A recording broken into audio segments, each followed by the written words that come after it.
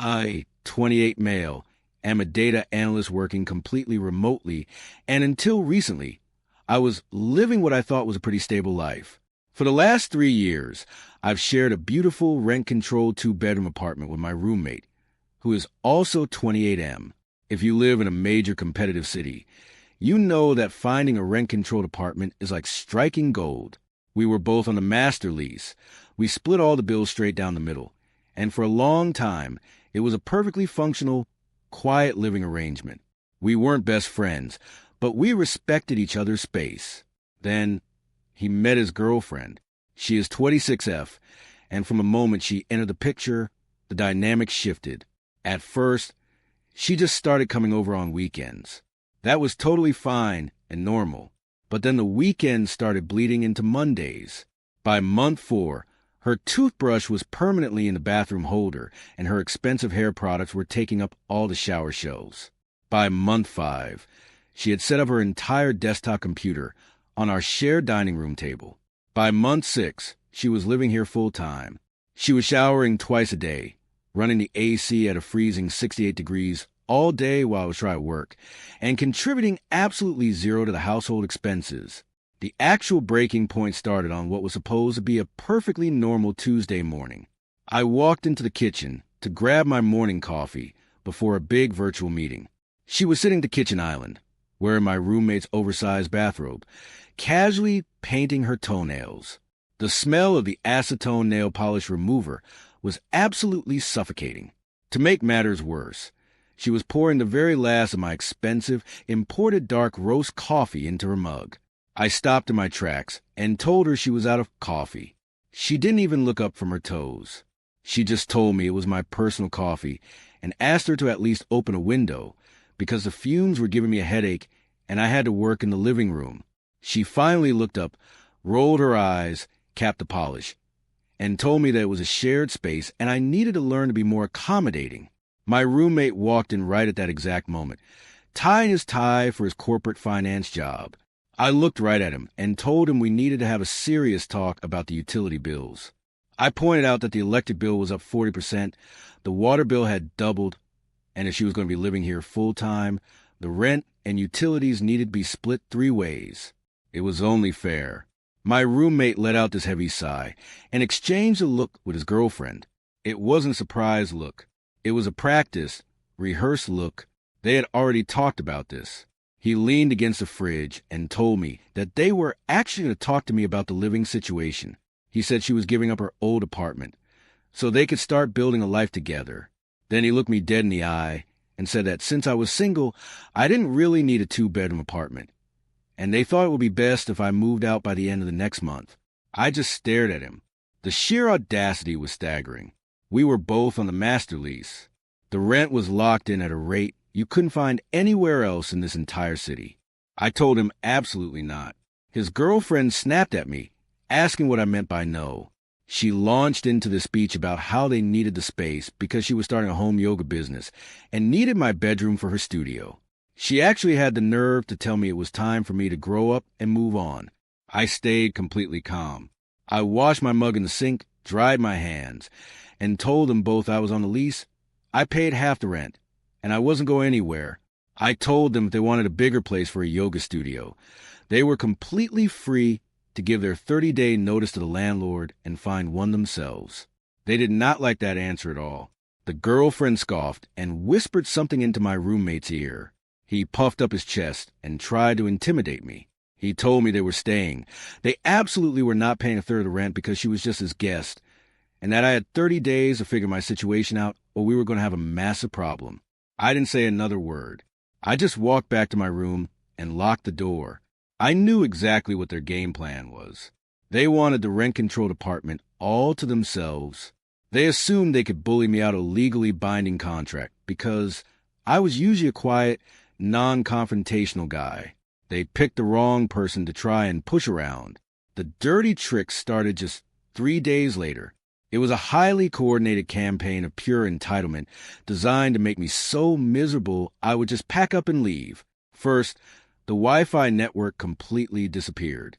My roommate was the primary account holder for the internet provider. even though I send him exactly half the bill on Venmo every single month. When I walked out to the living room and asked him about the connection dropping, the girlfriend answered from the couch with a smug smile. She told me they changed the password because they needed all the bandwidth for her new business, and I needed to get my own internet. I didn't even argue. I just went out, bought a high-speed mobile hotspot, and billed it to my company as a remote work expense. Then came the kitchen warfare. I meticulously meal prepped my lunches and dinners on Sundays. I came into the kitchen on Wednesday to find 3 of my expensive glass containers completely empty and thrown in the trash. When I confronted them, the girlfriend claimed my food smelled weird, and she had to throw out to make room in the fridge for all her organic cold-pressed juices. A few days after that, she started intentionally leaving my bedroom door open when I left for the gym, letting their newly adopted cat wander into my clean space and track litter everywhere. I went to a hardware store and installed a heavy-duty key doorknob on my bedroom door the very next day. The tension in the apartment was incredibly thick, but I kept my head down and ignored their childish behavior. But then I noticed something else happening. My roommate was acting incredibly strange about the mail. We had a small locked mailbox down in the lobby of the building. He started going down to check it the very second the mail carrier arrived every single afternoon. If I happened to be walking toward the lobby to check it myself, he would suddenly sprint out of the elevator and hover over my shoulder. It was way too suspicious. One afternoon, he was stuck at his office, and the girlfriend was out running her errands. I saw the mail carrier pull up to the window, so I went downstairs. The carrier handed me a piece of certified mail. I signed for it. It was addressed to both me and my roommate from our property management company. I took it upstairs, sat at my desk, and opened it. It was a confirmation copy of a formal lease modification, an addendum. I had to read the document twice to fully process what I was looking at. The legal text stated that I, the undersigned, was voluntarily terminating my portion of the lease agreement, forfeiting my half of the security deposit, and completely removing myself from the tenancy. It left my roommate as the sole leaseholder, effective the first of the following month. At the very bottom of the second page was my signature, except I had never seen this document in my life. It was a digital signature. Someone had used a popular online document signing service, typed my full name, selected a generic cursive font, and checked the legal box claiming to be me. Suddenly, the whole plan made perfect sense. This fixed the one glaring hole in their scheme. The girlfriend couldn't just be added to the lease because she had terrible credit and no verifiable income thanks to her non-existent yoga business. The landlord would have rejected her application instantly. So, my roommate forged my signature to remove me, keeping himself as the sole approved tenant to lock in the cheap rent. Once I was legally off the paper and forced out, he could just quietly sneak her in as an illegal, permanent guest without the landlord ever running a background check on her. This wasn't just a petty roommate dispute anymore. This was literal wire fraud and identity theft. I immediately went to my computer and logged into the property management's online tenant portal. My roommate had been sneaky and changed the primary email address on the account to his personal one, but he completely forgot that my cell phone number was still linked for the two-factor authentication recovery. I clicked Forgot Password, got the text code, reset the password, and completely locked him out of the account. Once I was in, I pulled up the entire digital paper trail. He had submitted the lease removal request 2 weeks ago. The property manager had approved it, assuming I had willingly signed the digital document. But the best part about online signing services is that they track everything. I downloaded the digital certificate. It showed the exact date, time, and IP address of the device that signed it. The IP address matched our apartment's Wi-Fi router perfectly. I printed absolutely everything. I printed the forged legal document. I printed the IP address logs. Then, I went onto the girlfriend's public social media pages and took screenshots of her recent posts. She had been taking mirror selfies in our apartment with captions bragging about officially moving into her beautiful new home and manifesting her dream space. I printed all those out too. They really thought they had won. They thought I was just going to pack my bags, hand over my keys, and cry my way out the door when the landlord eventually told me my lease was up. I gathered all my evidence, put it in a pristine manila folder, and prepared myself for Monday morning. At exactly 9 a.m. on Monday, I walked straight into the property management office downtown. I didn't want to talk to a desk clerk. I asked to speak directly with the regional manager of the company. I sat down at her large desk, opened my manila folder, and laid out the papers one by one. I calmly explained that I had absolutely never signed the lease modification to remove myself from my home. I pointed out the digital signature and provided a timesheet and network log from my own employer, proving that I was logged into my company's secure VPN on a recorded video call at the exact timestamp the fake document was signed on the home network. Then, I dropped the second massive issue on her desk. I showed her the printed social media posts, the timeline of the photos, and the skyrocketing utility bills. I formally informed her that an unauthorized occupant had been living in my unit for over 4 months. This was a direct, blatant violation of the strict clause in our lease that prohibited any guests from staying longer than 14 days in a 6-month period. The regional manager's face completely hardened. Property management companies in this specific city do not play around with rent-controlled units.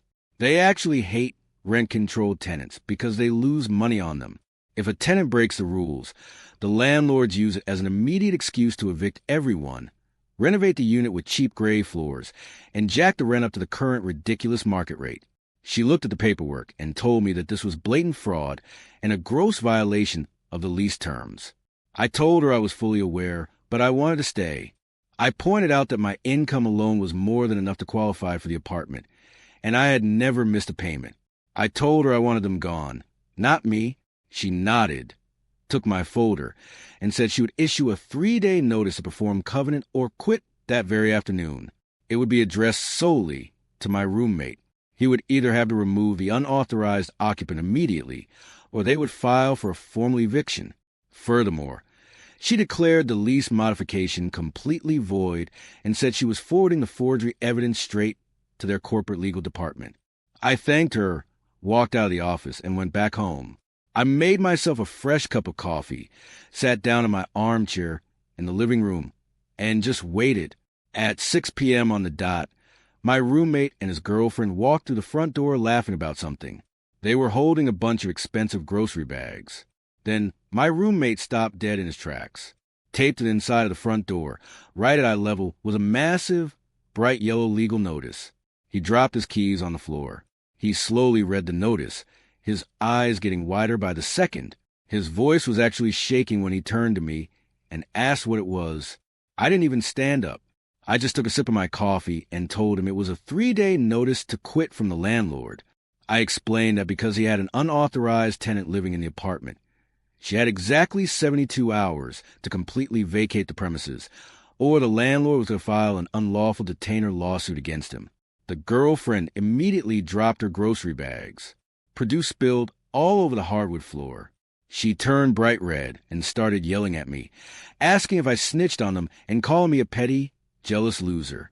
I cut her off and looked directly at my roommate. I told him I also had a lovely chat with the regional manager about the lease modification, the one where he forged my signature to try and steal my apartment. I told him the manager voided the document and sent his IP logs to their corporate attorneys. I reminded him that wire fraud and identity theft are serious crimes, and an eviction stays on your public record and ruins your credit for 7 long years. I wished him good luck ever trying to rent a decent place in the city, or passing a background check for his fancy finance job. With an eviction and a fraud accusation attached to his name, all the color drained from my roommate's face. The false confidence in the tough guy act completely evaporated in an instant. He started stammering, telling me that I didn't understand, that they just really needed the space, and tried to blame me by saying I was being difficult. I stood up and told him I wasn't being difficult. I was just enforcing my legal rights. I told him he had exactly 3 days to get her and all of her yoga mats and organic juices out of my apartment. If she was still standing in the living room on Thursday morning, the eviction paperwork was getting filed with the city court. I told him it was his move, turned around, and went to my room. The fallout over the next 2 days was spectacular. It was like watching a train wreck in slow motion. The girlfriend totally lost her mind. She started screaming at the top of her lungs. She kept yelling that she had squatter's rights, that she was a legal tenant because she received a piece of mail here once, and that no one could legally force her out. She demanded my roommate do something about it. She expected him to physically intimidate me or hire some hotshot lawyer to fight the landlord. But my roommate wasn't an idiot when his own survival and paycheck were on the line. Working in finance, he knew exactly what a formal eviction judgment and a police report for fraud would do to his required background checks. His career would be over. He looked at her, his voice dropping to a whisper, and told her she had to leave. She turned on him like a rabid animal. She started screaming that she gave up her old apartment for him and had nowhere to go. He pleaded with her, saying that if she didn't leave, they would both get evicted, his credit would be completely destroyed, and he could literally go to jail for the forged signature. He begged her to just pack her stuff and go stay on her sister's couch. All of their entitlement completely shattered. For the next 48 hours, the apartment was an absolute war zone of slamming doors, crying, and vicious screaming matches between the two of them. She blamed him for being stupid enough to get caught doing the forgery. He blamed her for pressuring him to get a bigger space and pushing him to forge the document in the first place. By Wednesday night, the reality had set in. She was aggressively packing her desktop computer, her clothes, and her makeup into heavy-duty black trash bags because she didn't even have enough boxes. She dragged her things out to a waiting Uber, glaring daggers at me the entire time, while my roommate just sat on the couch with his head in his hands. On Thursday morning, the property manager came by and did a formal walkthrough. The unauthorized occupant and all of her belongings were officially gone. But my roommate wasn't safe yet. The property management company hit him with a massive legal notice regarding the fraud attempt. They played hardball. They offered him a very simple choice. They would report the forger to the local police department and pursue a fault-based eviction against him, or he could sign a voluntary lease break agreement, pay a penalty equal to 2 full months' rent, and surrender his keys by the end of the week. He didn't even try to fight it. He took the penalty. He had to completely drain his savings account to pay the massive fee to the landlord. He packed up his bedroom in total silence, handed over his keys, and had to move all the way back into his parents' house in the deep suburbs. From what I heard through a mutual acquaintance, the girlfriend dumped him a week later because he no longer had a cool city apartment for her to live in for free. As for me, the landlord was actually thrilled with how I handled it, because I brought the fraud to their attention and saved them thousands of dollars in a lengthy, drawn-out eviction court battle. They allowed me to sign a brand-new lease as the sole tenant. Even better, they agreed to keep the rent exactly at the old rent control rate. I now have an incredibly spacious 2-bedroom apartment all to myself, and I transformed this old room into a quiet, dedicated home office with no yoga mats in sight. Sometimes, people confuse basic decency and a quiet nature with weakness.